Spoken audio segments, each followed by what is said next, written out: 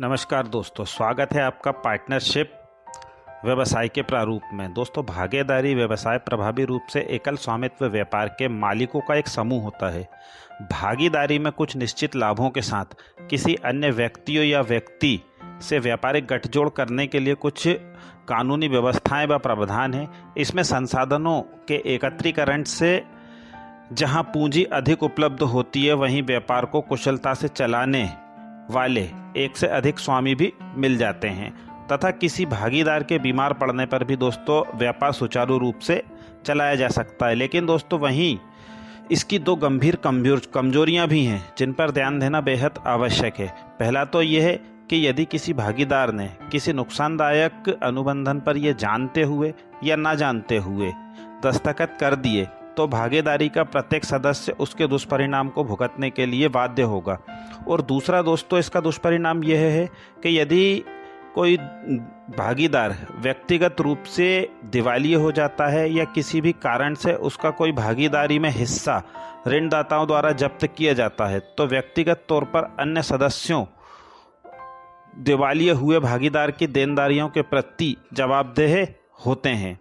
तो बाहरी हस्तक्षेप से व्यवसाय को बचाने के लिए अन्य समय पर दिवालिया भागीदार के हिस्सेदारी खरीदना अन्य सदस्यों व व्यवसाय के आर्थिक तंगी में डाल सकता है।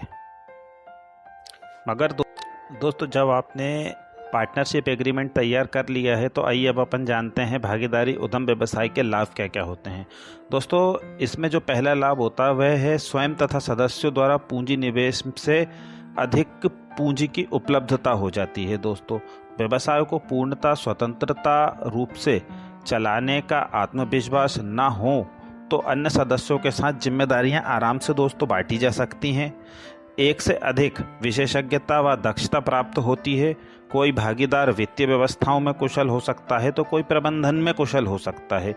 इस प्रकार अन्य व्यवस्थाएं भी दोस्तों हो सकती हैं। ये तो है दोस्तों एक भागीदारी या पार्टनरशिप फर्म में उपस्थित जो व्यक्ति हैं उनके आपसी लाभ। आइए दोस्तों, अब अपन जानते हैं भागीदारी का चुनाव किस प्रकार से करना है।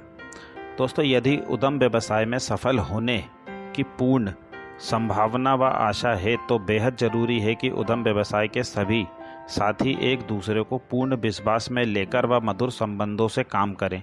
ये भी ध्यान रखा जाए कि जब सभी भागीदारों का फर्म या संस्था के लिए दायित्व असीमित है तो किसी भी एक की गलती से ऋणदाता अपने कर्ज की वसूली के लिए प्रत्येक भागीदार की निजी संपत्ति पर दावा कर सकते हैं। यदि भागीदारी में उतरने से पहले ये सुनिश्चित करना आवश्यक हो जाना चाहिए कि भागीदारी में काम करने के लिए आवश्यक धैर्य व सूझबूझ हमारे पास है या नहीं है। उद्यम व्यवसाय में साझेदार के चुनाव के लिए कोई निर्धारित नियम नहीं है, लेकिन सर्वाधिक सफल साझेदारियां जो देखी गई हैं दोस्तों, उनमें साझेदार एक दूसरे को कुछ समय से जानते हैं, अवश्य थे या तो मित्र या एक दूसरे या व्यावसायिक मित्रता या फिर उनमें से कोई अनुपूरक योग्यता एवं व्यक्तित्व था। उदाहरण के लिए एक साझेदार तकनीकी योग्यता वाला हो सकता है जो उत्पादन से संबंधित कार्य देखे, तो दूसरा प्रबंधन में या मार्केटिंग में दक्ष हो सकता है। फिर एक विचार करे तो दूसरा उसे साकार करने में सक्षम हो सकता है। इस प्रकार की अनुपूरक योग्यताएं भी साझेदार के चुनाव में सहायक होती हैं। दोस्तों, यदि स्वरोजगार का व्यवसाय है तो भागीदारी के स्थान पर प्रोप्राइटरशिप व्यवसाय करना आसान और अधिक आसान हो सकता है। दोस्तों, ये देखा गया है कि भागीदारी 5-6 वर्षों या अधिकतम 10 वर्षों बाद भागीदारों में मतभेद अथवा भिन्नता होने के कारण बाधित हो जाती है। यदि भागीदारी में व्यवसाय शुरू भी करना हो तो भागीदारों के बीच कार्य विभाजन, पूंजी निवेश एवं लाभांश का बंटवारा स्पष्ट होना चाहिए, जिससे भविष्य में दोस्तों कोई भी बाधा ना आए। आइए दोस्तों, अब जानते हैं साझेदारी अनुबंधन किस प्रकार से होता है।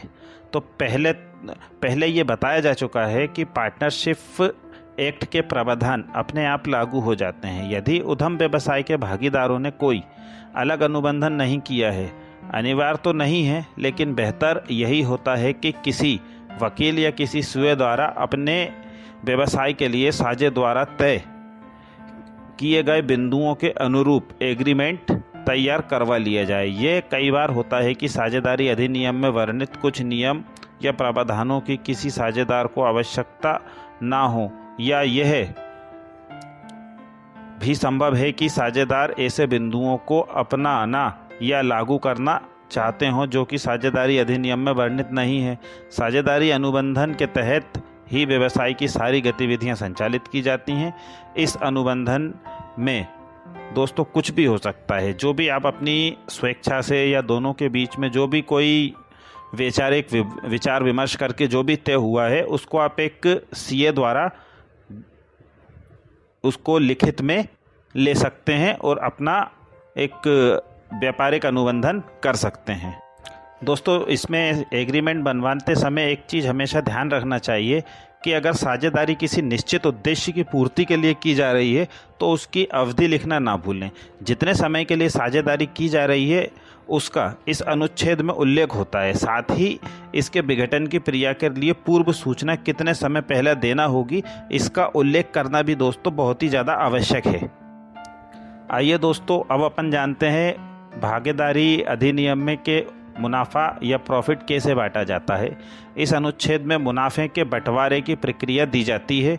उदाहरणार्थ दोस्तों ऐसा है कि यदि किसी साझेदार ने अधिक पूंजी लगाई है तो मुनाफा बराबर वितरित नहीं होगा। इसे साझेदारों द्वारा तय किए गए फार्मूले के अनुसार ही बांटा जाएगा। तो दोस्तों एक बात हमेशा ध्यान रखें कि जब भी आप पार्टनरशिप फर्म का एग्रीमेंट तैयार करवा रहे हैं तो उसमें दोनों आपसी सहमति से इस बात को तय कर लें कि कौन व्यक्ति कितना और कितना लाभ हानि का एक अनुपात या रेशो रहेगा। दोस्तों, आप लोगों को इस महत्वपूर्ण बिंदु पर भी बहुत अच्छे से विचार कर लेना चाहिए कि साझेदारी से हटने के लिए पहले नोटिस दिया जाता है। जैसा कि दोस्तों अनुबंधन में स्पष्ट है, इस बात का उल्लेख होना चाहिए कि साझेदारी के प्रत्येक सदस्य को कितने नोटिस दिए जाने चाहिए। यदि कोई साझेदारी से हटना चाहता है तो याद रखा जाए कि साझेदारी से हटते समय भी अलग होने वाला साझेदार उन सभी जिम्मेदारियों के प्रति उत्तरदायी है जो उसके सदस्य रहते हुए लागू थीं। अपने सभी ग्राहकों एवं आपूर्तिकर्ताओं को अपने साझेदार से हटने की सूचना अवश्य देनी चाहिए। साथ ही अखबार व सार्वजनिक रूप से घोषणा करने के साथ ही ये भी सुनिश्चित करना चाहिए दोस्तों कि संस्था के कागज प्रपत्रों व स्टेशनरी से भी आपका नाम पूरी तरीके से हट जाए। दोस्तों, आपको मेरा वीडियो कैसा लगा कृपया कर मुझे कमेंट्स कर बताएं और मेरे चैनल को लाइक करें, शेयर करें और सब्सक्राइब करें। धन्यवाद।